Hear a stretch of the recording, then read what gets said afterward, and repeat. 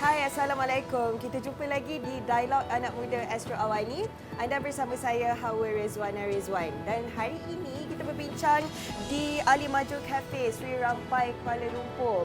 Dan pejam celik dah setahun sudah pemerintahan di bawah Datuk Sri Anwar Ibrahim. Dan kita bersama dengan panel-panel untuk membincangkan adakah jangkaan ataupun harapan tentang anak muda terhadap pemerintahan sudah dicapai ataupun banyak lagi yang perlu diperhalusi, banyak lagi yang perlu dilakukan. Jadi oleh itu terus saya memperkenalkan tetamu kita. Di sebelah kanan sana, kita bersama dengan Shavin Elongkawan, iaitu Naib Presiden Pertubuhan Transformasi Sekolah Tamiah Malaysia. Apa khabar? Khabar baik, Hawa. Apa khabar?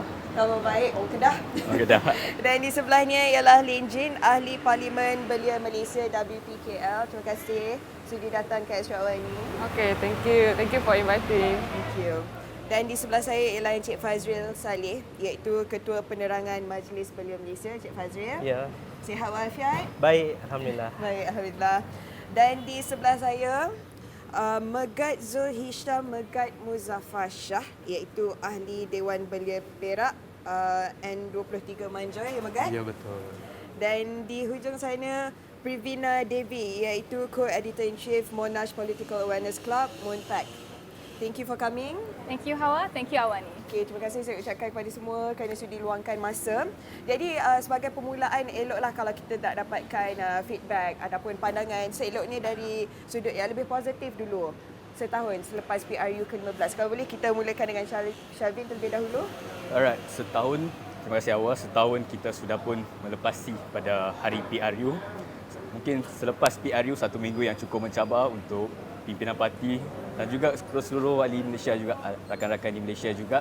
Sebab kita menunggu siapakah akan jadi Perdana Menteri dan sebagainya. Situasi pada hari itu agak nervous jugalah saya boleh cakap pada masa itu sebagai seorang budak 20 tahun. Baru mengendi first time juga pada masa itu.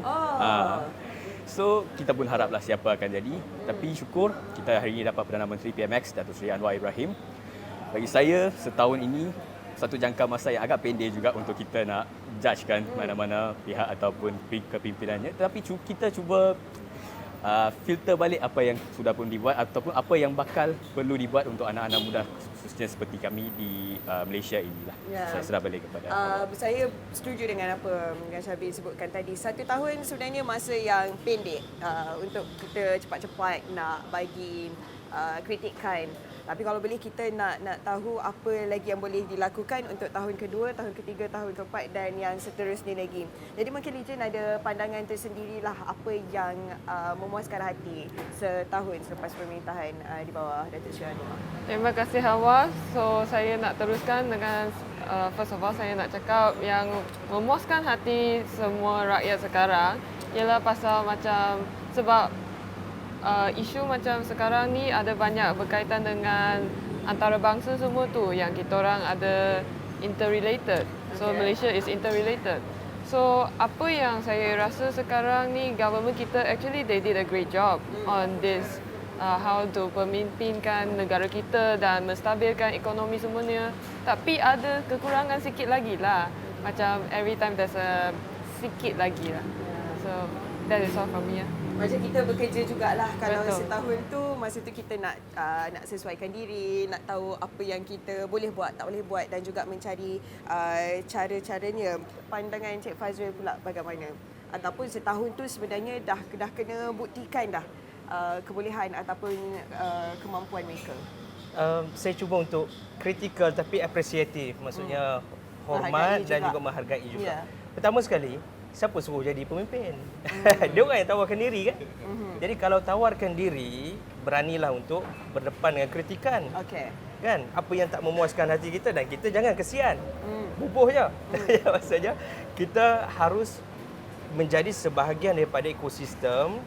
Macam saya sebut tadi, kritikal tapi juga menghargai. Okey. Jadi dah kata menawarkan diri jadi pemimpin, sedialah berkhidmat. Kalau tak perform, sedialah dikritik. Okey. Ya, itu pertama. Yang kedua, saya sebutkan bahawa apa yang berlaku paling tidak kita ini dalam keadaan social fatigue. Kita letih sebenarnya. Okey. COVID, masalah dengan ekonomi, masalah kita duduk terkurung ya. kemudian ada pelbagai lagi permasalahan selepas COVID. Post-COVID situation bukan suatu yang mudah untuk kita tangani. 2023 bukan hanya Malaysia yang berdepan dengan problem itu, seluruh dunia.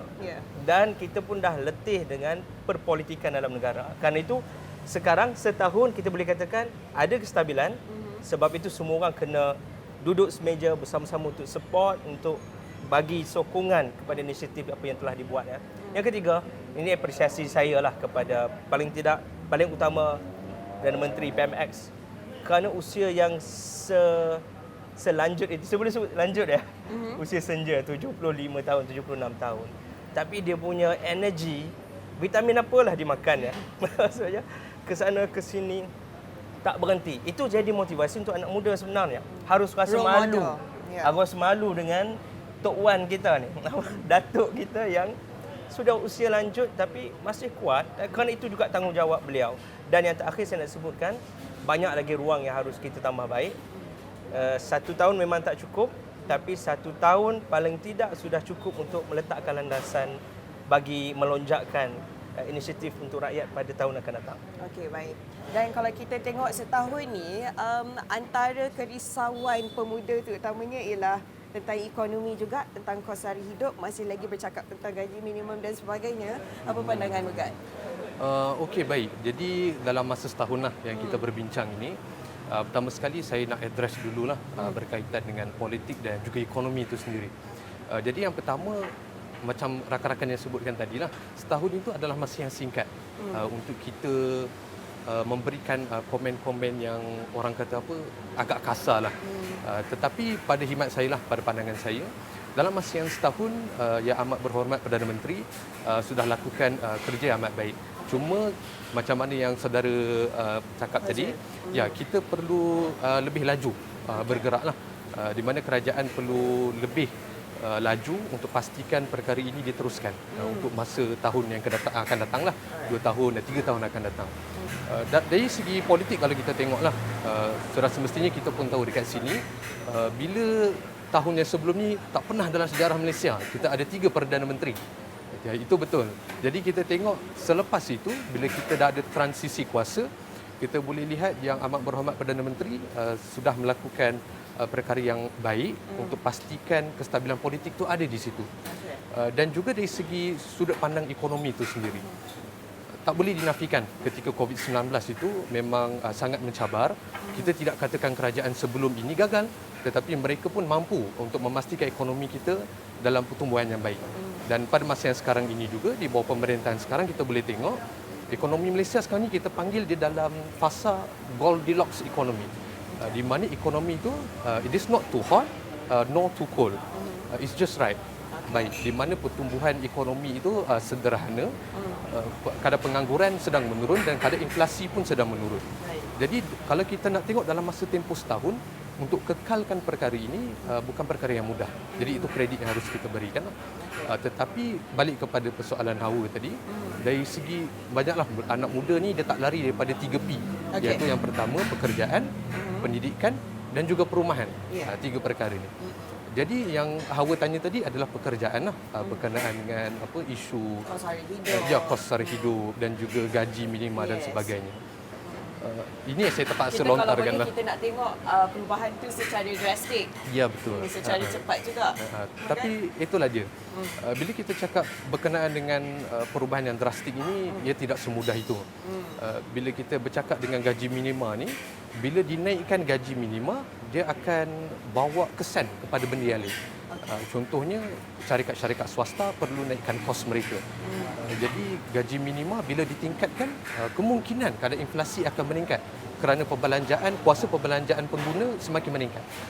Jadi benda ini perlu ditekankan kerana gaji minima yang sepatutnya diterima lah 2,500 paling kurang pada khidmat kita lah. Baik, kita tak naklah keputusan tu dibuat secepat mungkin, tapi Betul. kita nak tengok ada usaha ataupun ada permulaan dia jugalah. Okey, nanti kita akan berbalik kepada situ di segmen seterusnya nanti, apa yang boleh ataupun cadangan yang boleh kita bagi untuk masa akan datang. Tapi sekarang ni, kalau kita dalam masa setahun ni, pandangan peribadi saya sendiri ataupun kalau kita tengok di media sosial, orang sebenarnya dah penat dengan apa-apa drama politik. Pandangan Pravina macam mana? Ya betul. Sebagai seorang pengundi, Ya. pada GE15 lepas saya sepatutnya pengundi baru. Saya merupakan pengundi baru, first time voting. Ya. Dan ketika saya tengok drama-drama dalam era politik yang sedang berlaku, saya rasa susah hati. Ya. Sebab para politician tidak they just don't look at the people's needs. Mereka tidak ambil tahu tentang kesan-kesan drama-drama mereka dalam kehidupan rakyat. So saya rasa susah hati. Tapi sekarang bila kita lihat, sepatutnya kerajaan Madani, saya sangat gembira sebenarnya kerana kerajaan Madani telah bergabung kuasa dengan parti politik lain. Bukan macam happy sangatlah, tapi happy kerana PMX telah menunjukkan dia merupakan seorang role model sebenarnya untuk kerajaan-kerajaan yang akan datang. It's a new democracy, it's a new way to lead the country. Dan saya rasa amat bangga kerana Malaysia telah berbuat demikian. Berbanding dengan mungkin negara-negara yang dalam Southeast Asia, negara kita sepatutnya stabil lah kerana PMX telah mengambil langkah untuk menyatukan semua. Tetapi adalah seperti saudara-saudari kata tadi, ada kecuaian. Okay. Ada pelbagai jenis loophole yang boleh, Antaranya kalau yang Privina boleh nampak secara jelas. secara jelas saya rasa dari segi polarisasi kaum, polarisasi masyarakat, Belum lagi nampak. it's not really to say teruk, tetapi boleh nampak jurang dia, boleh nampak different, perbezaan. Masyarakat tidak boleh sit down and have a conversation tanpa memekak, tanpa Ada pergaduhan, ada konflik, perkataan-perkataan yang yang tidak baguslah, seperti yang ada elemen rasis. Alright. Sepatutnya Malaysia tidak boleh pergi ke sini, tidak boleh pergi ke tahap yang di mana sekarang kita berada. Kita mesti united. So saya rasa kerajaan Madani boleh improve lah dengan perkara ini, boleh improve dari sudut ini. Ya. Okey, Privina ada sebutkan tentang loophole ataupun kekurangan lah yang kita boleh lihat secara jelas, iaitu perpaduan antara kaum belum nampak penyatuan yang betul-betul memuaskan hati lagi. Kalau Encik Fazrul pula, pandangannya macam mana? Apa antara isu yang besar yang sepatutnya kita dah nampak cara ataupun usaha untuk dibaiki oleh kerajaan ini? Saya fikir ekonomi satu isu besar, sara hidup dan sebagainya. Sebab itu, kalau kita di MBM, Majlis Buruh Malaysia, dalam pelbagai forum kita akan push ataupun kita akan desak kerajaan. Tolonglah ganti menteri tu. Tempat kosong ya. Kalau tak nak bagi, tak ada orang sangat, bagilah kami ya. Orang muda ramai. Orang yang punya credibility, wibawa. Kenapa? Kerana bercakap soal ekonomi domestik ya. Dan juga kos sara hidup, harus ada orang yang punya full power ataupun punya kadar kuasa menentukan ya, dan juga kadar kebertanggungjawaban. Ya, nanti kita boleh maksudnya bertanggungjawab dan juga kita boleh bertanya, ya, mendesak. Ni kalau itu pun masih belum selesai, bagaimana nak selesaikan masalah kos sara hidup dan juga kos ekonomi asas domestik dan sebagainya. Itu perkara pertama saya fikir belum selesai. Okey. Mudah je, lantiklah. Bukan susah, tak nak lantik kami. Itu perkara pertama. Yang kedua, sebagaimana yang disebutkan tadi, hal ehwal hubungan antara etnik dan kaum. Barangkali ini peranan orang muda. Kalau ayah-ayah kita, datuk-datuk kita ni ada problem, kita jangan meneruskan masalah itu. Itu adalah satu penyakit yang sebenarnya penyakit yang harus diubati segera dengan kesedaran kita sebagai orang muda. Ya. Saya boleh sebutkan kadang-kadang penyakit itu bukan penyakit kita pun, tapi berjangkit ke kita. Ini peranan media juga. Kadang-kadang terlalu membugar-bugarkan isu-isu yang tak sepatut jadi isu nasional. Ini bukan penyakit kami, ini penyakit orang lain dia. Jadi saya nak sebutkan bahawa hubungan antara etnik harus diatasi. Tidak lagi muncul isu bahawa kita ni sebagai kelompok yang berbeza kerana kita bangsa Malaysia. Ya.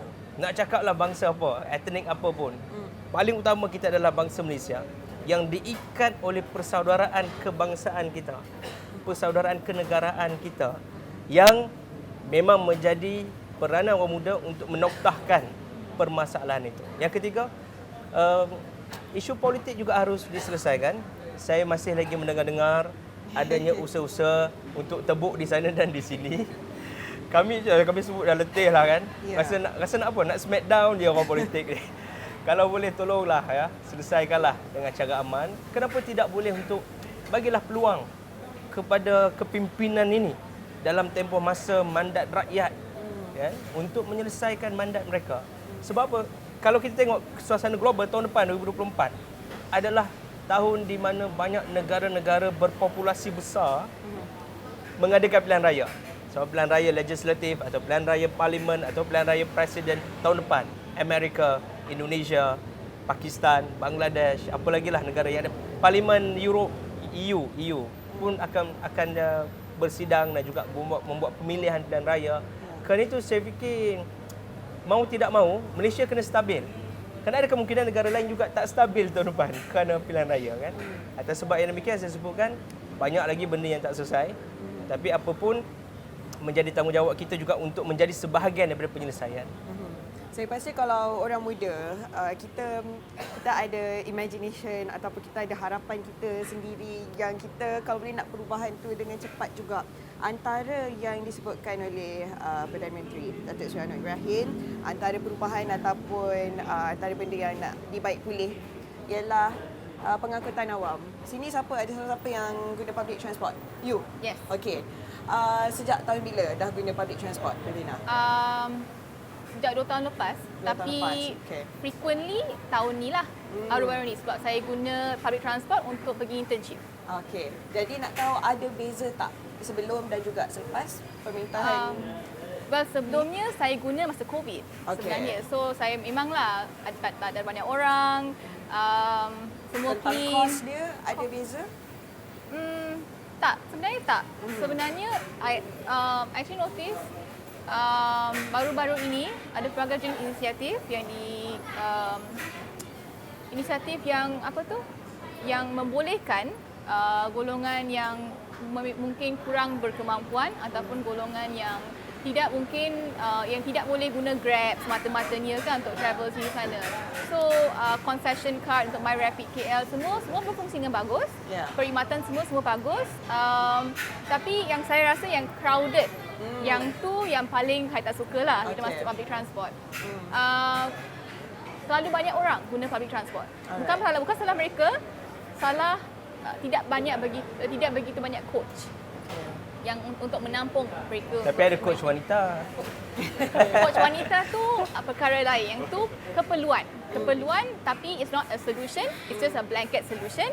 Sebab dari segi autoritatif, dari segi pelaksanaan laws, undang-undang, yang tu perlu diubah baik, Maksudnya kena stick ataupun kena patuh jugalah. Sebab kadang-kadang kita tengok undang-undangnya banyak, rules dia banyak tapi penguatkuasaannya tak ada. Adakah tu maksud Pembina?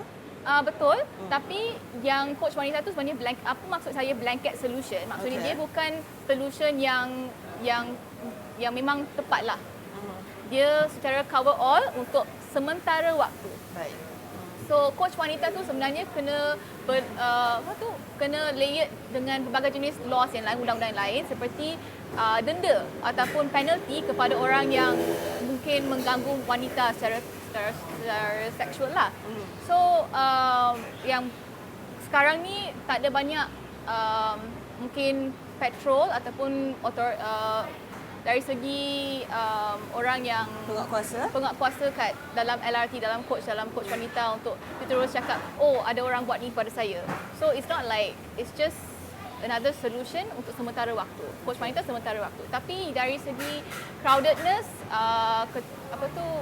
crowd dari dalam coach wanita, coach ataupun LRT ataupun MRT, during peak hours lah, rasa kerajaan perlu buat sesuatu lah. Mungkin menambah bilangan coach boleh. Maksudnya kos bukan masalah. Kos bukan masalah. Maksudnya sistem dan juga lebih banyak lagi perkhidmatan lah Yes. maksudnya. Okey, baik. Okey, sekarang ni satu soalan yang mudah sebenarnya tapi saya tak pasti senang ataupun tak nak jawab. Okey, sebab anda semua boleh saya katakan sangat-sangat muda, generasi baru. Jadi pada pandangan anda semua, adakah generasi sekarang ini yang umur 18 tahun ke 25 tahun lebih baik daripada generasi sebelumnya dari segi intelektual, dari segi budaya dan budi bahasanya? Bagi saya, kita adalah generasi teknologi lah. Saya boleh Yes. cakap Gen Z. Gen Z slang saya nak cakap. Mungkin perbezaan tu mungkin ada yang Umur ketara. berapa? 21? 21. Okey. So bagi saya boleh nampaklah satu perbezaan yang ketara berbanding kakak saya yang lahir tahun 97. So dia punya sometimes fikiran dia lain ataupun saya punya fikiran dia lain dan sebagainya. It's nothing to be blamed too, because that's how they grew up and that's how saya grew up pada masa itu. Tapi cuma in terms of culture, in terms of culture mungkin saya tak berani nak jawab jugalah. Tapi in terms of connectivity ataupun in terms of self-sustainability daripada generasi saya, kita memang dah aware tentang banyak perkara dalam Malaysia. Contohnya dalam politik dan sebagainya. So, pada masa, saya nak ambil satu contoh lah. Pada masa saya 18 tahun ataupun saya 19 tahun, pada masa saya mengundi Baru juga. 3 tahun lepas. Baru 3 tahun lepas. 4 tahun lepas pada masa saya nak mengundi. Ada juga banyak daripada golongan family saya juga ada yang mungkin nak cakap brainwash tu tak boleh, tapi bagi pendapat you have to undi this one dan sebagainya. Tapi padahal saya sendiri ada satu mindset dan saya boleh fikir yang mana yang baik, yang mana yang saya perlu pilih dan tolak dan sebagainya. So itu antara cabaran bagi saya as a young gen. Tetapi for on my note, apa yang saya boleh katakan, generasi kali ini lagi much aware apa yang berlaku. Sebab itu saya setuju dengan Abang Fazil. Kita dah fatigue. It's a social fatigue right now. Okay. Termasuk pada anak-anak muda. Because what happening? Daripada 18 tahun, saya nampak saya happy sebab saya nak mengundi. Tengok Tun M sudah pula letak jawatan. Selepas itu Tan Sri Muhyiddin Yassin naik. Selepas itu pula Dato' Sri Ismail Sabri. Saya tengok tak sampai 5 tahun ni. Dah 3 Perdana Menteri. Dalam tak sampai 5 tahun itu juga kita ada PRU, iaitu pada tahun 2022. Sepatutnya 2023. Jadi you risau tak waktu tu? Saya agak risau atas what is going to happen to us anak muda dalam masa depan. Sebab kenapa saya risau? Saya risau pasal polisi anak muda yang dibangkitkan oleh semua Perdana Menteri. Mungkin Tun M ada visi dia yang lain. Contoh MFLS, dia punya program. Seterusnya Tan Sri Muhyiddin Yassin, mungkin dia ada pendapat yang lain. Sepatutnya Dato' Sri Ismail Sabri, mungkin dia ada yang lain. Dan kini kita masih mencari apa visi yang clear bagi PMX. Maksudnya sekarang ni belum ada apa-apa vision ataupun matlamat yang jelas untuk anak muda? Bagi saya akan setuju separuh, 50-50 dalam itu. Sebab kita belum nampak.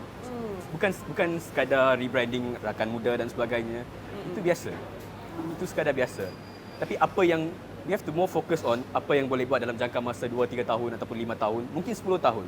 A fixed policy kepada anak-anak muda untuk sustain dalam negara ini. Contohnya gaji bermaruah yang mungkin ramai yang tengah fight on dalam masa itu. Mungkin kewarganegaraan kepada anak-anak muda di situ yang ada di sini.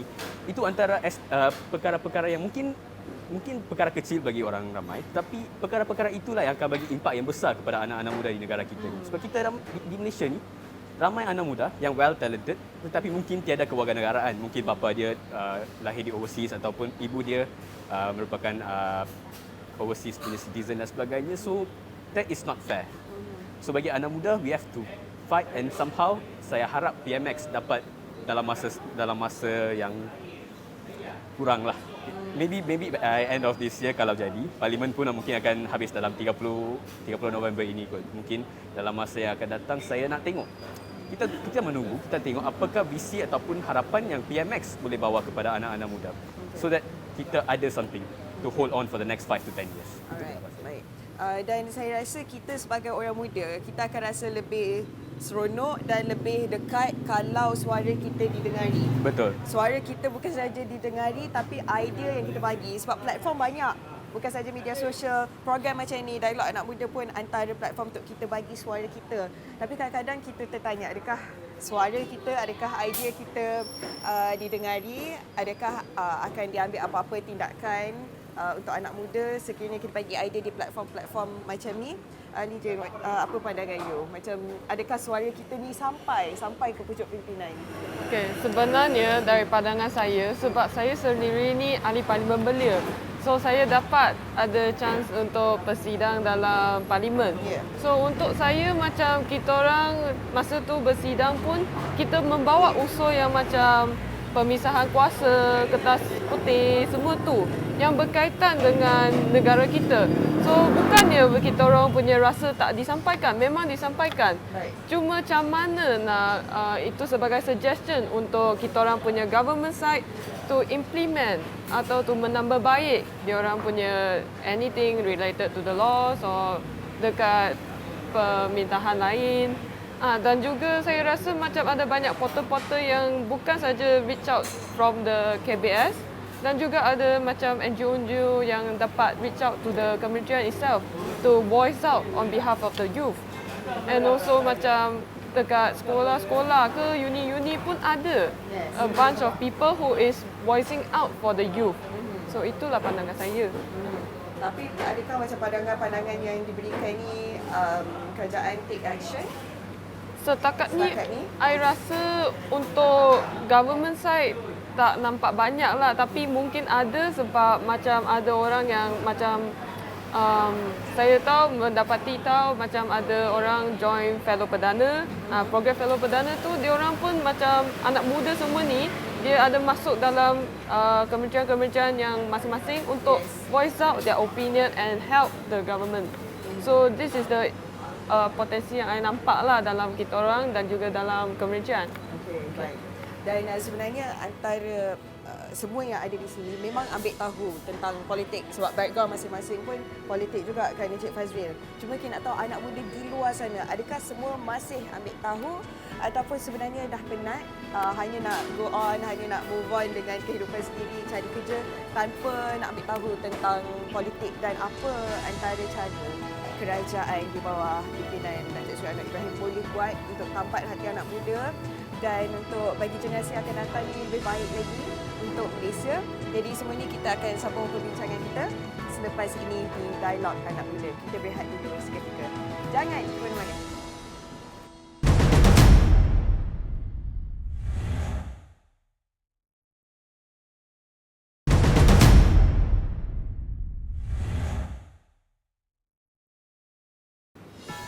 Bertemu kembali di Dialog Anak Muda Astro Awani untuk kita sambung perbincangan kita tentang pasca PRU ke-15. Kita nak tahu, tadi kita dah sembang-sembang ataupun kita dah bincangkan tentang apa kekurangan dan apa yang telah dicapai oleh kerajaan. Tapi sekarang ni kita nak move forward, kita nak bagi cadangan kita apa yang boleh ditambah baik lagi untuk tahun-tahun yang mendatang. Baik, okey, sekarang ni kalau setakat tadi kita dah bincangkan tentang gaji yang dah dibincangkan bertahun-tahun untuk menaikkan gaji minima. Tapi sekarang ni mungkin kita nak lebih kepada anak muda menyuarakan pandangan mereka. Pravina, kita nak tahu adakah sekarang ni anak muda bebas untuk menyuarakan pandangan? Kita ada social media, kita ada X, yang sebelum ni namanya Twitter, kita ada Facebook, Instagram. Adakah kita sudah bebas untuk bagi kritikan kepada kerajaan? Sebenarnya saya ada dua jawapan untuk perkara ini. Okey. Ya dan tidak. Ya sebab anak muda bebas menyuarakan pendapat yang positif. Tetapi tidak bebas menyuarakan pendapat yang negatif. Sebab bila kita lihat jika ada sebuah isu yang kerajaan madani mungkin mereka cuai ataupun mereka they look away. Mereka tidak mengambil berat tentang kesan-kesan yang akan berlaku jika mereka buat sesuatu perkara tersebut. So, bila kesan itu terjadi, mereka tidak boleh mengambil kritikan dengan berfikiran terbuka basically terhadap kritikan tersebut. Semua penyokong mereka akan terus attack orang yang memberikan kritikan tersebut. So, it makes people demotivated untuk bagi kritikan mereka yang negatif. Tetapi yang positif, semua boleh. Saya rasa ni dari segi, kalau kita lihat dari dulu, zaman Kerajaan Barisan Nasional, kritikan yang positif dianggap sebagai betul, boleh tak ada apa-apa kesan. Okey. Tapi kalau kita memberikan kritikan negatif, terus disual siasat oleh polis, adalah kesan mereka terhadap keluarga, terhadap individu. Lebih-lebih lagi selepas kita semua dah keluar daripada zaman zaman kerajaan dulu, yang berubah 3 kerajaan dulu, yang tu semua it leaves a bad impression jika kerajaan Madani terus meneruskan perkara ini dan terus memberikan terus Kebebasan. bukan, jika mereka terus membuat perkara yang sama seperti kerajaan yang lepas, iaitu menyekat kebebasan bersuara orang muda, especially orang muda, up and coming politicians juga. Okey, baik. Jadi maksudnya kebebasan yang kita harapkan lebih sedikit Lebih berbanding sedikit. sebelumnya. Okey. Ada tahap dia. Tidak boleh menyentuh Yalah, of 3R. course ada batasnya Ada juga. batasan.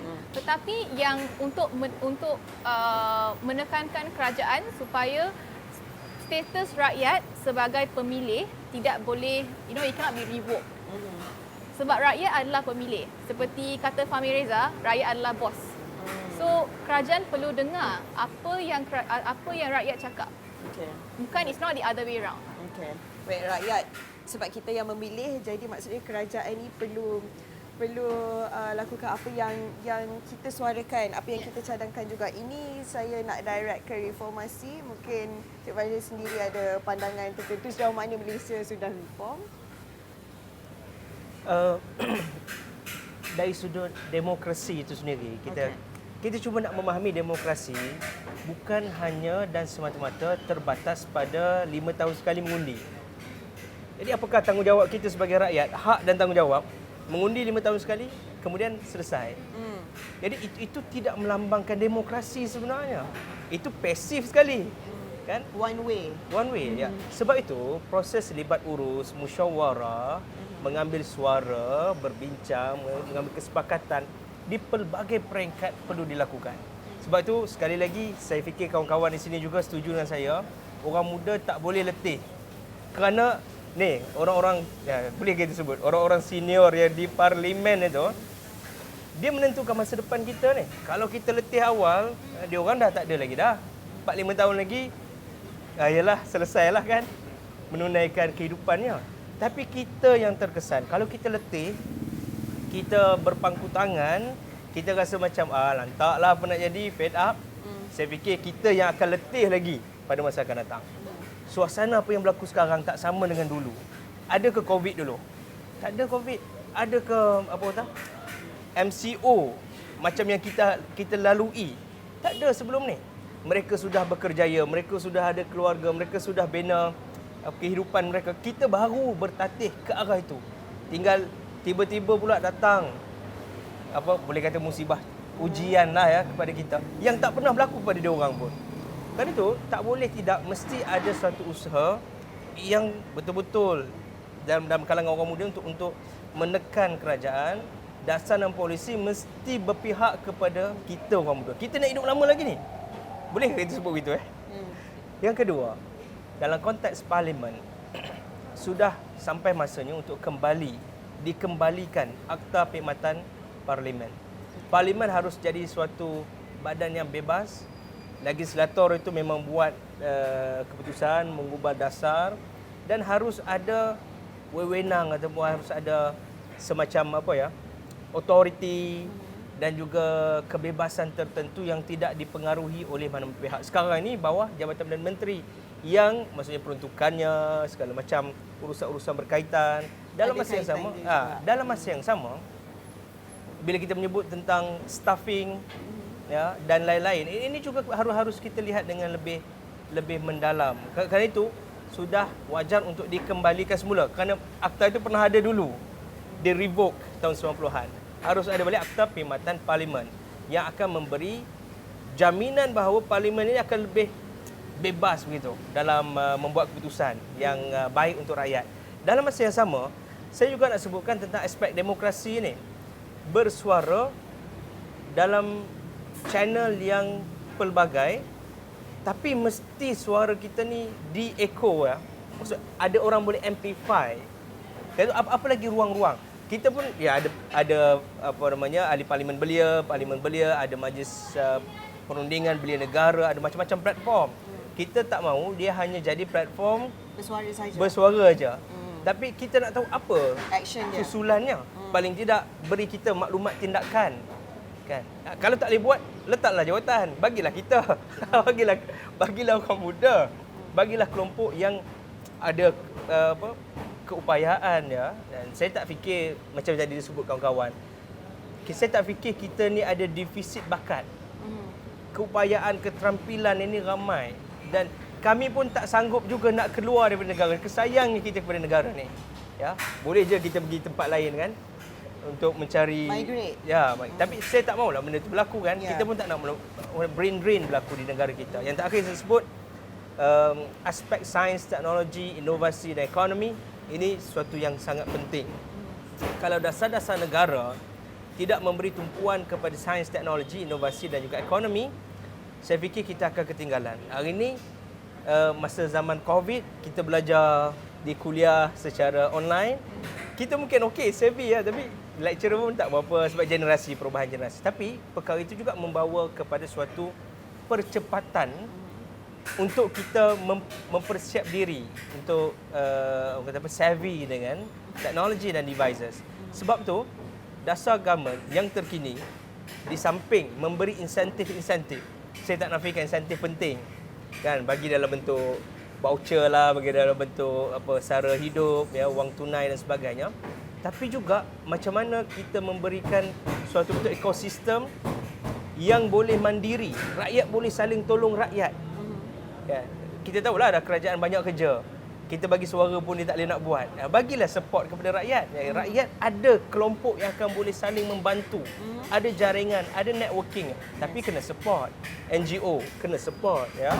Kelompok-kelompok yang tertentu. Ini kena ada dasar-dasar yang menyokong kelompok rakyat untuk membantu sesama rakyat. Kalau tidak, kerajaan pun letih.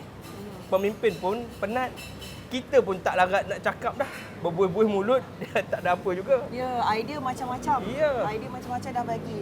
Dan sebenarnya saya bangga dengan belia sekarang, dengan orang muda sekarang sebab idea dia sangat fresh, sangat kreatif. Tapi kita nak tahu sejauh mana itu diterima. Jadi untuk masa akan datang, macam mana kita nak make sure idea yang kita ada, cadangan yang kita ada ni diterima dan kita boleh nampak secara jelas action daripada kerajaan. Maybe Megat ada idea? Okey, baik. Jadi memang bersetujulah dengan apa yang dilontarkan kerana platform itu banyak. Ada Parlimen Belia, Dewan Belia, Dewan Muda Johor dan kemungkinan negeri-negeri lain pun akan ikut. Jadi untuk pengetahuan semualah dan juga penonton, negeri Perak merupakan pioneer untuk Dewan Belia ini dan juga Dewan Muda dan sebagainya. Dan insya-Allah pada saya lah, kalau kita nak salahkan generasi dengan izin generasi yang tua pun tak boleh juga. Sebenarnya idea banyak dilontarkan, telah dikongsikan macam di dalam Parlimen Belia dan sebagainya. Cuma sebab saya suka duduk sekali dengan diorang. Kita bersembang, bertanya kenapa ini tak boleh buat, itu tak boleh buat. Permasalahan utama di situ adalah kerana idea yang diberi tu daripada Belia sendiri tak ada Backup. ya backup. Maksudnya perkara itu sama ada sudah ada ataupun ia tidak boleh di-apply di sini di Malaysia. Jadi pada saya lah untuk perkara ni dalam isu ni Belia kena lebih faham dan lebih tahu. Maksudnya kena buat kajian yang sepenuhnya sebelum kita melontarkan idea. Saya pun pening sebenarnya, saya dah kena hantar usul 30 hari bulan untuk Dewan Belia Perak ni. Saya baca, pusing sana sini. Tapi usul-usul yang saya nak bentangkan tu semuanya telah ada dan pernah dibawa. Cuma saya kena lebih berfikiran lagi terbuka, lagi panjang ke depan untuk membawa usul yang saya boleh pastikan ada kesan dia di peringkat negeri Perak lah. Baik. Tu dari segi idea ni lah. Sekarang ni kita nak fokus kepada kalau orang muda pastinya kita fokuskan ni yang baru habis SPM dalam alam universiti yang nak masuk ke alam pekerjaan. Dari segi pendidikan pula, apa yang kerajaan boleh buat moving forward, Privina? Moving forward, I rasa mereka perlu kerajaan lah, dari segi kerajaan lah, mereka perlu menambahkan representasi anak muda dalam politik sebenarnya. Wakil. Sebab kita lihat akta-akta yang melibatkan belia ataupun mungkin sebagai contoh, akta-akta yang melibatkan wanita tidak ditentukan oleh wanita, ditentukan oleh lelaki. Okey. Akta-akta yang untuk belia tidak ditentukan oleh belia, tentukan oleh orang yang lebih berusia. Right. So representasi tu penting. Tetapi orang-orang muda dia perlu juga celiklah dalam era politik juga. Mereka perlu baca sejarah negara, baca apa-apa yang berkaitan dengan negara. Unbiased information. Kalau kamu nak baca tentang sorry cakaplah komunisme pun baca, tetapi ambil yang jernih, buang yang keruh. Itu je. It's not bad. Not all information is bad. Lepas tu kalau kamu tak boleh baca pun apa buku-buku yang tebal, baca apa yang infografik. Ada banyak infografik kat social media. Tapi saya rasa seperti I think I boleh bagi contoh seperti Why Politics, tapi dalam bahasa Inggeris lah tu. Yang Monash Political Awareness Club yang saya sedang represent sekarang juga, kita kerap mengeluarkan infografik ataupun artikel yang berkaitan dengan politik, berkaitan dengan politik dengan cara yang sangat simple lah, yang orang boleh faham. Tetapi saya rasa yang paling penting tu baca berita, baca buku, baca bahan yang tidak bias supaya kamu boleh fikir. Supaya kamu boleh fikir dengan sendirian apa itu betul, apa salah. Question the government. Tapi saya rasa government, kerajaan madani lah, saya rasa dia perlu bagi ruang kepada anak muda untuk menyuarakan pendapat mereka. Dan ruang ini boleh dilihat melalui representasi anak muda dalam parlimen.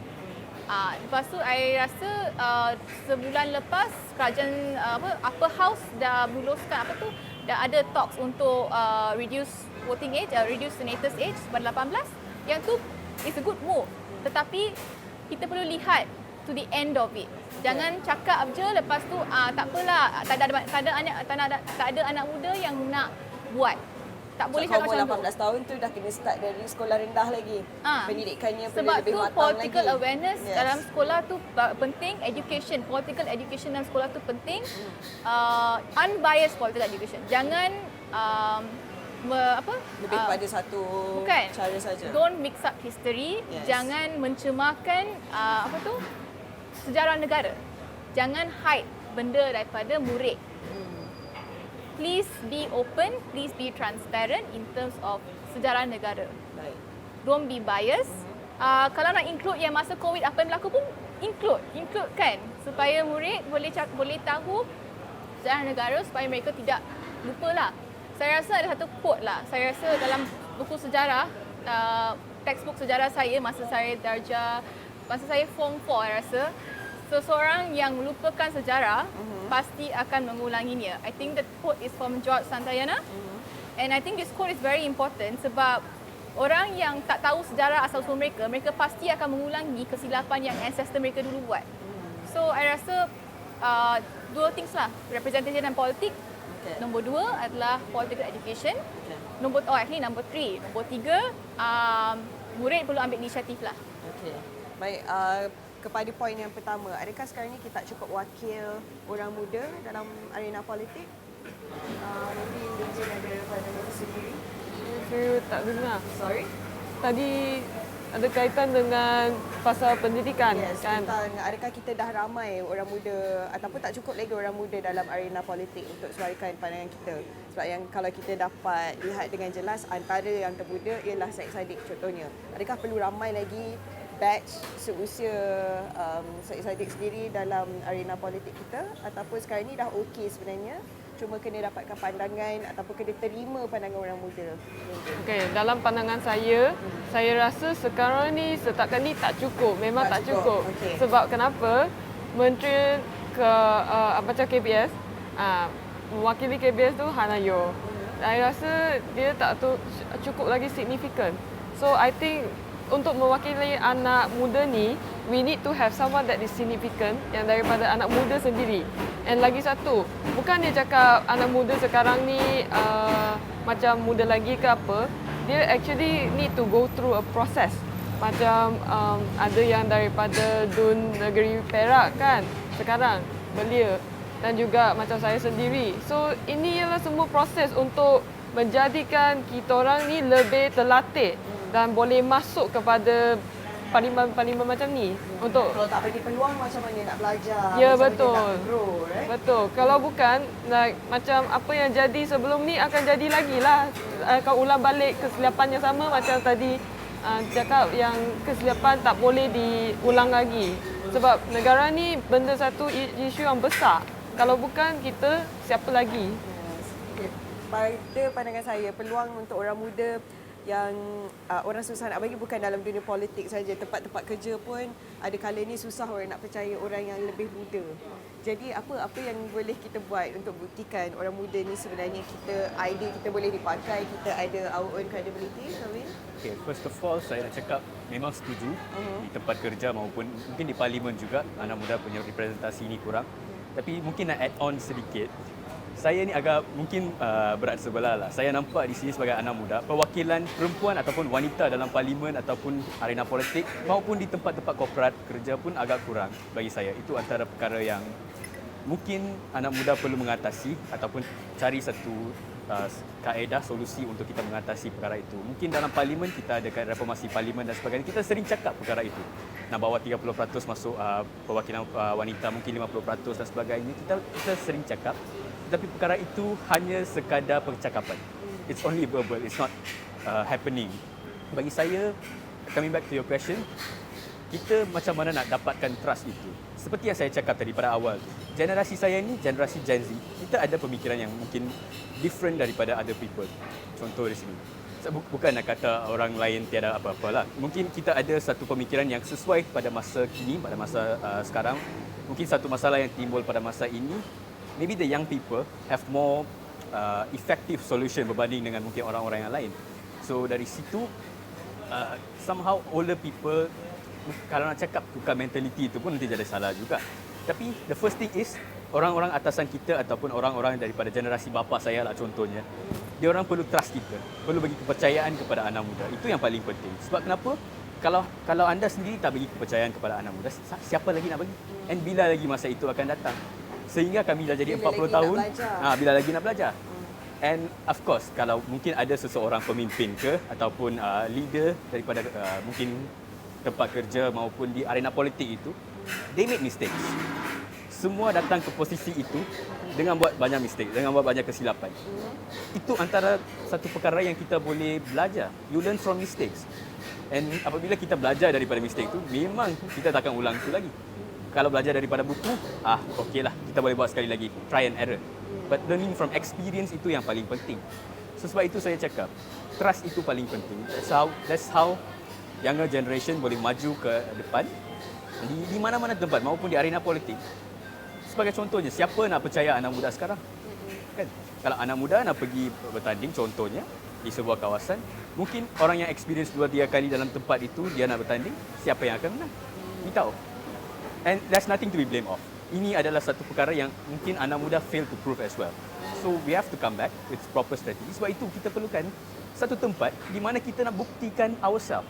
Just like Parlimen Belia ataupun bagi saya nak target MFLS, Malaysia Future Leaders School. Di situ kita buktikan diri kita. So now our voices are heard, walaupun tidak setinggi tapi masih ada sedikit amplifier daripada agensi-agensi kerajaan dan sebagainya untuk dengar apa ekspektasi anak muda. Contohnya Awani hari ini nak dengar ekspektasi saya, 21 years old, which is good. Terima kasih sangat-sangat. So itu yang saya nak cakap, but the trust is the main key dekat sini dan seterusnya experience. We need the space. Contoh, guidance itu antara perkara yang penting. Saya tidak nafikan. If I am going to a place tanpa satu guidance, macam mana saya pun nak belajar? Mungkin saya ada knowledge yang saya boleh baca daripada phone ke ataupun daripada buku ke, ya. Tetapi the real life experience boleh dapat daripada orang-orang yang tua ataupun orang-orang yang berkaliber experience itulah. So sebab itu saya sekali lagi tekankan, give the space, give the trust and let see us progressing through it. No need to rush apa-apa. So peluang tu, apa antara benda yang simple yang boleh kerajaan start sekarang ni untuk tolong orang muda? Apa antara benda yang mereka boleh buat? Maybe Lin Jin, you ada idea on that? What other activities or apa cara untuk tolong orang muda seperti kita ni untuk suarakan our pandangan? to the kerajaan? Okey, untuk saya sendiri, saya nampak effort yang apa kerajaan tengah buat macam sekolah demokrasi yang kita orang tahu semua tu. So itu antaranya diorang punya effort that has been made. So other than that, I rasa ada banyak lagi macam bukan saja dari segi government side, macam NGO juga dia ada buat banyak program-program that is lead by the macam anak muda untuk tahu cara untuk menjayakan program dan macam mana pelancarannya dan sebagainya. Saya rasa semua ni ialah apa effort yang tengah in progress yang saya nampak dari sudut saya. Baik. 1 tahun sudah. Mungkin harapan kita ni lebih besar untuk tahun-tahun yang mendatang untuk kerajaan yang tengah memerintah kita di bawah pimpinan Datuk Seri Anwar Ibrahim. Mungkin Megat apa harapan terbesar dengan harapan supaya dapat direalisasikan ataupun kita boleh mula nampak usaha-usaha ke arah membangunkan lagi anak muda di Malaysia ni, harapan kepada kerajaan. Baiklah, jadi saya rasa anak muda semua ada harapan yang sama, di mana tak kira kerajaan hari ini ke ataupun yang akan datang, kita mengharapkan apa dasar-dasar yang mereka bawa itu dapat dilaksanakan. Saya rasa dari segi pembentangan idea, dari kerajaan sebelum ini, kerajaan sekarang ataupun yang akan datang tak ada masalah. Kerana beliau pun sudah mainkan peranan untuk memberi idea dan sebagainya. Cuma di Malaysia ni, perlaksanaan dia ataupun execution sesuatu dasar tu. Okey. Tentang pelaksanaan ni, mungkin kalau kita tengok banyak insiden yang dikongsikan di media sosial juga. Pastinya kerajaan ada harapan visi masing-masing. Tapi mungkin kaki tangan ataupun orang yang bantu jalankannya tidak faham tentang visi tersebut. Mungkin Cik Fazril ada komen tentang perkara seperti itu, tentang pelaksanaannya.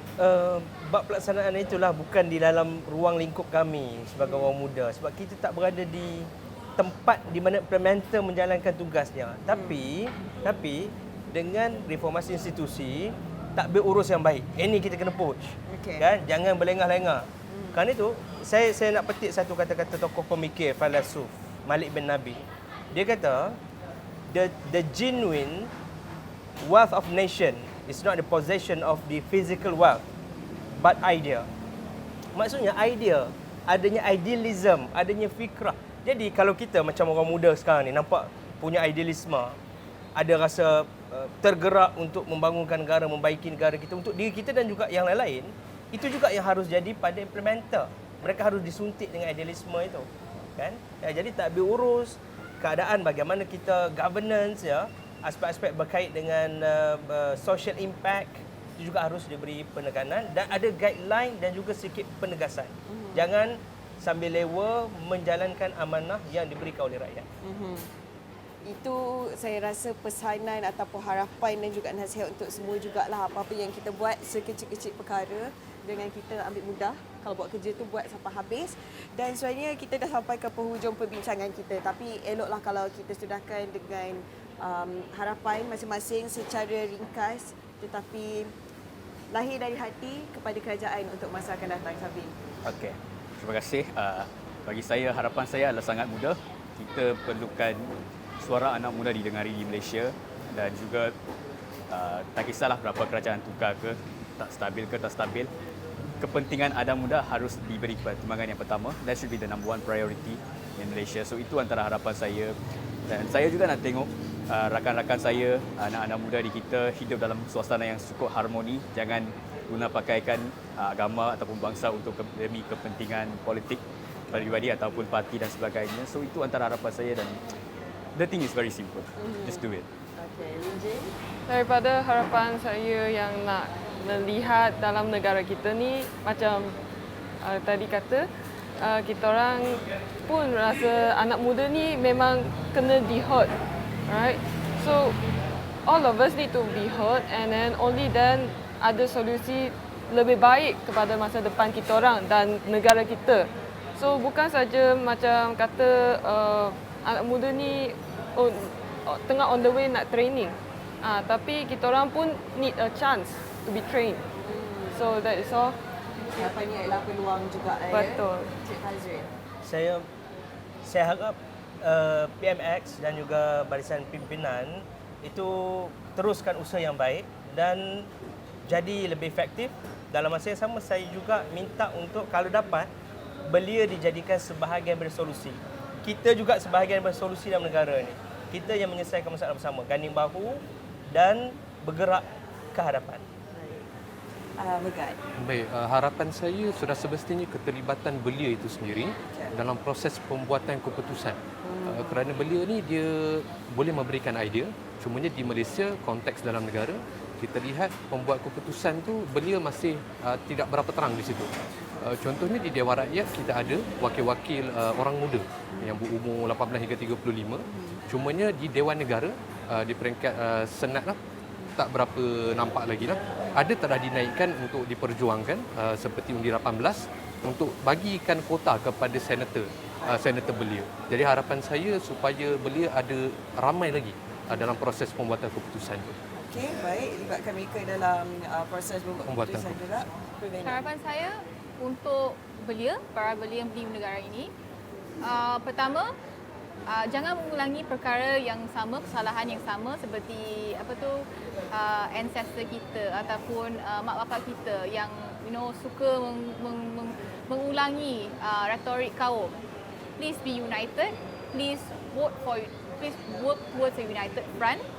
Untuk kerajaan madani, saya berharap agar kerajaan lebih mengambil memberikan ruang, membolehkan para belia mengada representasi di parlimen ataupun di mana-mana juga.